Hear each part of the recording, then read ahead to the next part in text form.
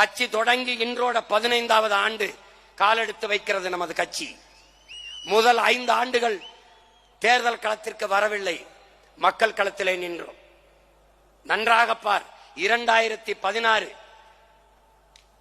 234 தொகுதியிலே நிற்க ஆட்கள் இருக்கிறார்களா என்று கேள்வி பேசினார்கள்.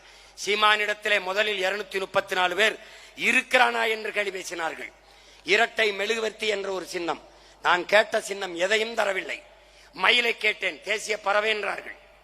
புலியை கேட்டேன், தேசிய விலங்கு என்றார்கள். அப்புறம் எதற்கு தேசிய மலரை பாரதிய ஜனதாவுக்கு கொடுத்தீர்கள் என்றேன், பதிலே இல்லை. காளை மாட கொடுங்கள் என்றேன், உயிருள்ள எதையும் கொடுக்க முடியாது என்றார்கள். அப்ப யானையை எதற்கு மாயாவதி அம்மையாருக்கு கொடுத்தீர்கள், சிங்கத்தை எதற்கு ஃபார்வர்ட் பிளாக்கு கொடுத்தீர்கள் என்றேன். அது முன்னாடி நடந்து விட்டது என்றார்கள். உங்களுக்கு நான் பின்னாடி பிறந்ததான் பிரச்சனையா என்று கேட்டேன், பதிலே இல்லை. கடைசியாக பொங்கல் உங்களுக்கு ஒரு சின்னம் தருகிறோம் என்றார்கள், இரட்டை மெழுகுவர்த்தி. ஓட்டுக்கு ஒத்த ரூபாய் காசு இல்லை, துண்டறிக்கை அடிக்க கூட காசு இல்லை, வயிற்றை நிரப்பிக்கொள்ள கூட வழி இல்லை. நடந்தோம் வேர்க்க விறுவிறுக்க ரத்தத்தை வேர்வையாக சிந்தி வீதி வீதியாக இவ்வளவு பெரிய படையும் அன்று இல்லை. வெறும் 4,50,000 வாக்குகள் தான். 1.1 விழுக்காடு, 1.1 விழுக்காடு தான். உலக வரலாற்றிலே என் உடன் பிறந்தவனே, பேரன்பு மிக்க என் பெற்றோர்களே, 1 விழுக்காடு வாக்கை பெற்ற ஒரு அரசியல் கட்சி உலகத்திலே உயிரோடு இருந்ததில்லை. இந்திய பெருநிலத்தில், குறிப்பாக தமிழ்நாட்டில் 1.1 வாங்கிய கட்சி இருந்ததில்லை. ஒன்று இறந்து போகும், இல்லது ஏதோ ஒரு கட்சியோடு ஒட்டு கட்சியாக போய் நின்று 1 சீட்டு 2 சீட்டை வாங்கி கொண்டு நத்தி நக்கி பிழைக்கும்.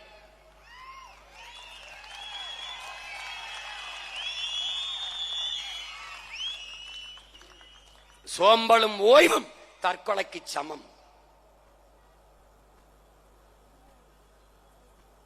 அந்த சோறு வரும்போதெல்லாம் என் கண்முன்னே என் தலைவன் பிரபாகரன், மண்ணின் விடுதலைக்காக இன்னுயிரை இந்த மாவீரர்கள், கொத்து கொத்தாக செத்து விழுந்த என் மக்கள், என் மொழி சாகக்கூடாது என்று செத்த எமது மொழிப்போர் மறவர்கள், எங்கது முன்னவர்கள் பகுத்து வகுத்து தந்த பாதையை மறுபடியும் உசிப்பிக் கொண்டு எழுந்தோம். 2019 பாராளுமன்றம் 17,50,000 வாக்குகள், 5 விழுக்காடை தொட்டோம். பிறகு 21 சட்டமன்றம். அப்போது ஒரு விவசாயி என்று ஒரு சின்னத்தை கொடுத்தார்கள். 19 தேர்தலிலும் தோற்றோம். இடையில் நடந்த எல்லா இடைத்தேர்தலிலும் போட்டிட்டது. இந்திய வரலாற்றில், அரசியல் வரலாற்றில், தமிழ்நாட்டு அரசியல் வரலாற்றில் ஒரு இடைத்தேர்தல், ஒரு தேர்தலை கூட புறக்கணிக்காமல் போட்டியிட்ட ஒரே கட்சி நாம் தமிழர் கட்சி மட்டும்தான்.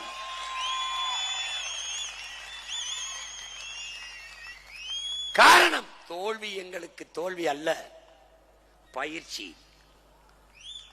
வெற்றியையும் தோல்வியையும் சமமாக கருதுகிறவன் எவனோ அவனே உண்மையாக வீரன், அவனே உண்மையான வீரன். எங்களுக்கு 2-1 தான். மறுபடியும் போட்டி. தொடர்ந்து களத்திலே நின்றோம்.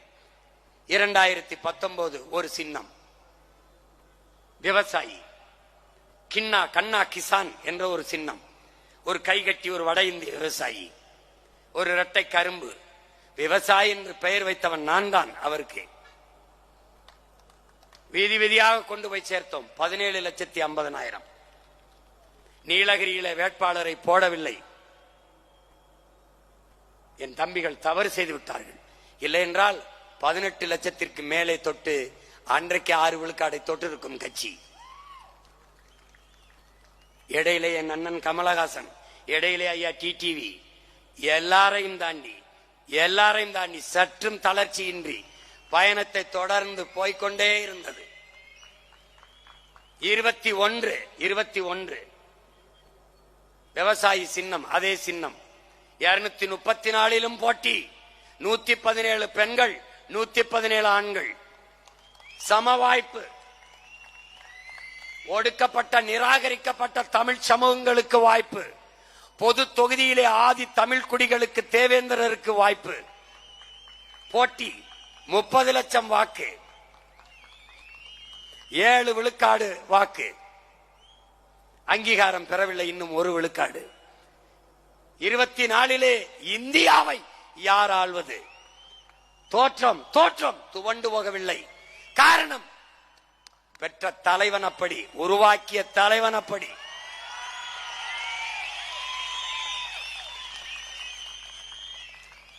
உருவாக்கிய தலைவன் அப்படி. மறுபடியும் களத்திலே 24 விவசாயி சின்னம் இருந்தால் சீமான் பெரிய வளர்ந்து விடுவான் என்று அஞ்சி என்னையே ரைட விட்டார்கள். ஏன்? எழுச்சி மிக்க இளைஞர் கூட்டம் அவன் பின்னால் திரள்கிறது. இளைஞர்களின் வீட்டிற்கு நாம் என்னையே ரைடை விட்டால், சோதனையை விட்டால், இளைஞர்கள் துணிந்து வந்தாலும் பெற்றோர்கள் எதற்கப்பா வம்பு, அவன் பின்னாடி போகாத என்று தடுப்பார்கள் என்று தேசிய புலனாய்வு முகமையை ஏவி விட்டார்கள். என்ன நடந்தது? அதைவிட 1000 மடங்கு என் பிள்ளைகள் எழுச்சியோடு திரண்டு வந்து கொண்டிருக்கிறார்கள். கடைசியாக விவசாய சின்னத்தை எடுத்துக் விட்டார்கள். வேட்பாளர் அறிவிக்கும் வரை சின்னம் இல்லை. கடைசியாக ஒரு மைக்கை கொடுத்தார்கள். அந்த மைக்கை வைத்துக் கொண்டு ₹1 காசு இல்லாமல் என்னிடத்தில் கேட்டார்கள், இத்தனை வாக்கை எவ்வளவு செலவழித்திருப்பீர்கள் என்று. நான் எவ்வளவு செலவழித்திருப்பேன் என்று நீங்கள் சொல்லுங்கள் என்று கேட்டேன். ஒரு தலைவர் சொன்னார், ஒரு தொகுதிக்கு 3 கோடி செலவழித்திருப்பீர்களா என்று கேட்டார்.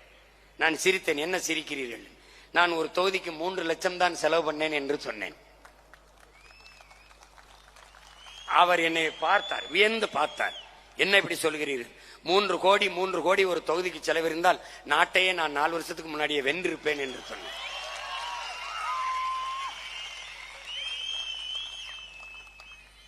அந்த தேர்தலில் 36 லட்சம் வாக்குகளை நாம் பெற்றோம்.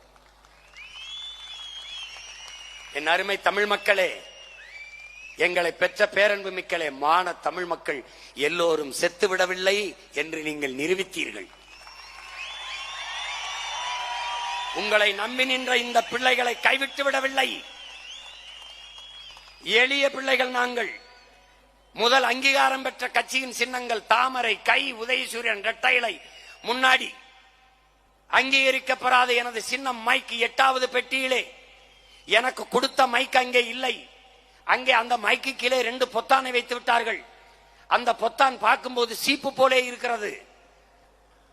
அதை தேடி இந்திய நாட்டை யார் ஆள்வது? ஐயா மோடியா, அருமை சகோதரர் ராகுலா என்பதுதான் போட்டி. எளிய மகன் சீமானை தேடி, அவன் சின்னத்தை தேடி, 8வது பெட்டியிலே தேடி, இத்தனை ஆயிரக்கணக்கான கோடி பணத்தை தாண்டி, சாராயத்தை தாண்டி, சாப்பாட்டை தாண்டி, சாதி மதத்தை தாண்டி, மான தமிழ் மக்கள் 36 லட்சம் வாக்கை போட்டு தனித்த பெரும் கட்சியாக, மாநில அங்கீகாரம் பெற்ற கட்சியாக, இந்திய அரசியல் வரலாற்றிலே, தமிழக அரசியல் வரலாற்றிலே தனித்து நின்று ஒற்றை கட்சி மாநில உரிமம் பெற்ற கட்சியாக வளர்ந்திருக்கிறது என்றால் என் மக்களின், மான தமிழ் மக்களின் மதிப்புமிக்க வாக்கால் தான்.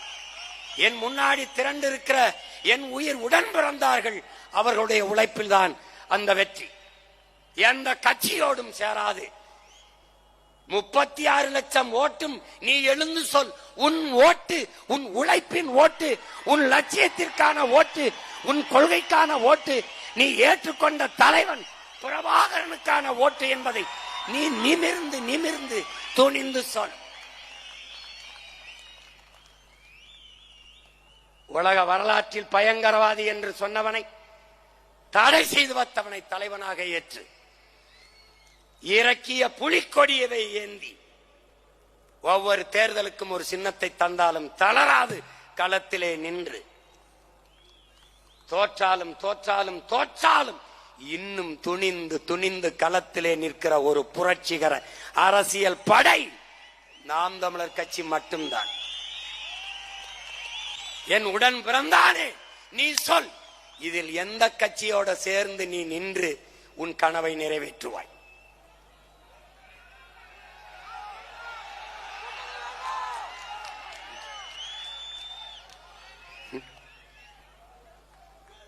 ஒன்றை நீ உணர்ந்துகொள். நம்முடைய பயணம் நம் கால்களை நம்பித்தான்.